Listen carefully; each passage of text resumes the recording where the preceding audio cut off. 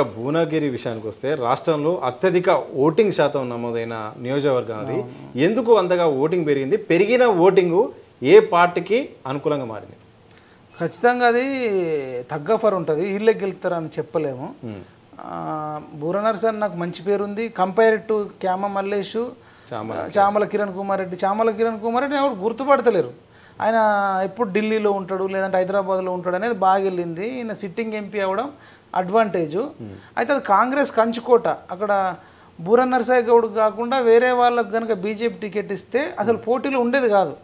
కానీ ఈయన మంచి క్యాండిడేట్కి టికెట్ ఇవ్వడం, అక్కడ కూడా ఎడ్యుకేటెడ్స్ ఎంప్లాయీస్ అంతా కూడా కొంత బీసీలు కూడా ఇప్పుడు రెడ్లకే ఇస్తారా, మరి బీసీలలో లేరా అనే దాంట్లో కాంగ్రెస్ వాళ్ళు కూడా ఇంటర్నల్గా చామల కిరణ్ కుమార్ రెడ్డి ఇష్టం లేక ఈ రెడ్డి ఫీలింగ్, ఈ రెడ్డి డామినేషన్ ఏందనేటోళ్ళు కూడా క్రాస్ ఓటింగ్ జరిగింది. ఈవెన్ బీఆర్ఎస్ వాళ్ళు కూడా క్యామలేష్ ఎట్లా గెలవడు కదా, గుద్దిపడేర్రి బీజేపీకి అనేది కూడా నడిచింది.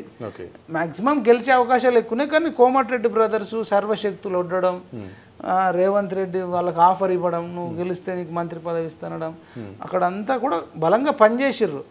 వీళ్ళు ఎట్లున్నాయంటే కాంగ్రెస్ ఓట్లు బలవంతంగా ఏపియాలి అంటే ఎత్తుకపోయి వెయ్యిరా దండం పెడతాం రా, 500 ఇస్తాం, 1000 ఇస్తాం, 2000 ఇస్తాము, ఈసారి గెలిపియండి అని ఈ రకంగా ఉంది.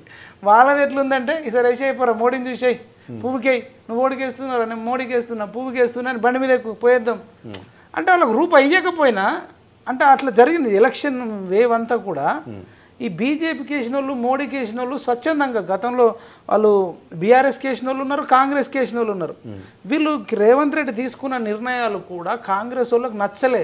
దానం నాగేందర్కి టికెట్ ఇవ్వడం, రంజిత్ రెడ్డికి టికెట్ ఇవ్వడం, పట్నం సునీతారెడ్డికి టికెట్ ఇవ్వడం, కడియం కావ్యకి టికెట్ ఇవ్వడం.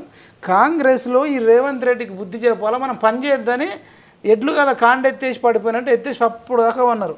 ఈవెన్ వాళ్ళు కూడా కాంగ్రెస్ కోటేళ్ళపోయి ఓటు వేయని కాంగ్రెస్ వాళ్ళు కూడా ఉన్నారు. కాంగ్రెస్లో ఓటు వేయలేదా? ఓటు వేయకుండా ఎవరికి వేసినా వేస్ట్ అని చెప్పేసి ఇంట్లో ఉన్న వాళ్ళు కూడా ఉన్నారు.